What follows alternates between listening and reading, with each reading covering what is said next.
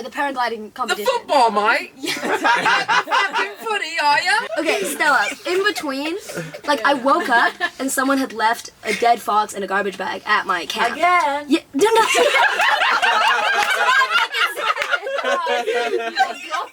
Yes. With that animal. Yes, and then I had to, between briefing, you know how tight the timeline is. I went to briefing, I googled how to skin a fox at briefing at the back of the table. And then I went back and I had to skin the fox before launch window opened at like 10 o'clock and we went up the hill. And then I left the ears out and a dog ate them.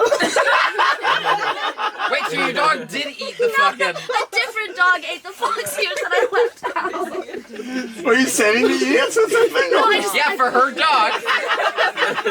Sounds like she just forgot they existed. I like cut them off and maybe put them on like my like windscreen to like dry. What were you gonna make? Fucking like Duff headband or something? I wanted a little tail, you know? Yeah, that's right. Real life furry. Oh, and then the worst part is I did find out. Oh, that's not the worst part. No, it's not the worst. My friend, I did find out who did find the fox, and it was friends of mine. But then there's like, this is gross, but there's like all the rest of the fox, right? Like after you've skinned it. So they like put it in a garbage bag, and they like took it to town, and they like dumped it, I don't know, like behind a Kohl's or something, and then there was this dumpster dive. No! Wait, as they were... No, it was worse. It was like 3 days later, we were like leaving town, and they were like dumped. And this Easter, right? It's like nothing's been taken out. And then we just realized that these kids were gonna like open a garbage bag and there'd just be this fucking skin.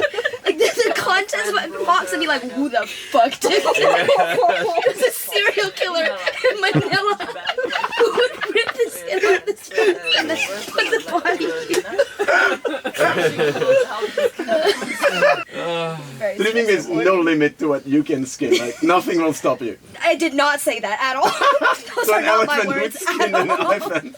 Yeah, Koala? it feels wrong. Oh I god, feel like- no, they sting. It's not me. What about one of those thorny lizards from the center of Australia? Ooh, a thorny devil. Yeah. Skin lizards. That you, did they Just Google it. Okay, bye. Yeah. I knew a girl who did a whole bunch of those.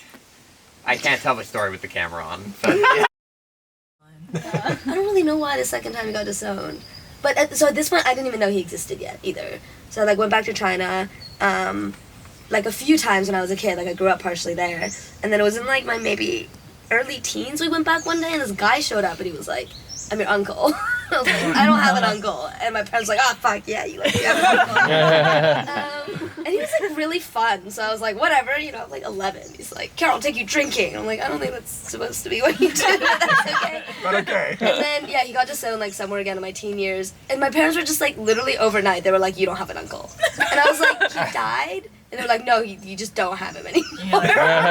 So when you were born in Canada and they sent you to China? Yeah, I think I was like less than a year old. How the fuck do you like nail a baby? They like asked a flight attendant to like take me.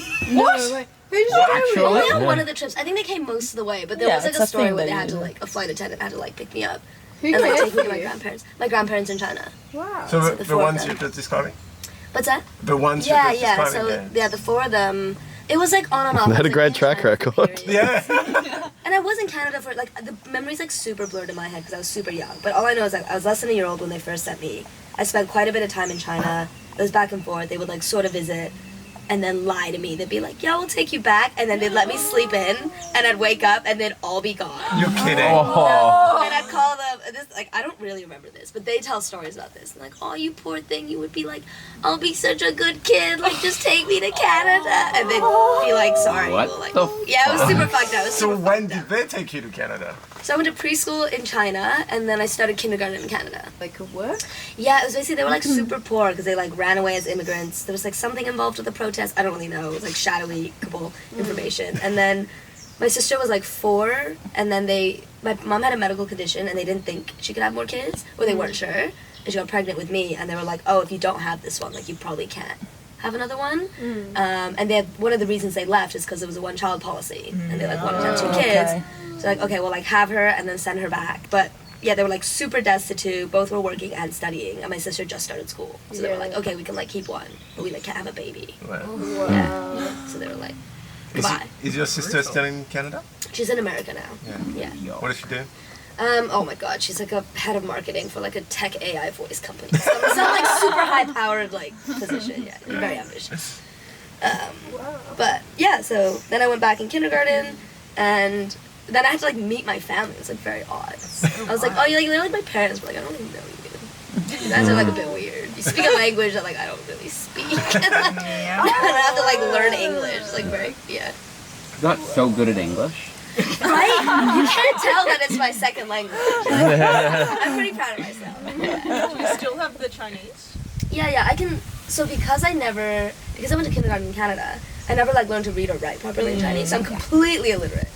Like can't read shit, but I like spoke it the whole time, so I can still like go back and speak it. Yeah, at like a kindergarten level. So usually people think I have a learning disability. They're like, you're not foreign, you're just dumb. Just like because your accent is good. Is that partly why? Yeah, I have like a very mainland Chinese accent, but I'm speaking toddler fucking babble language.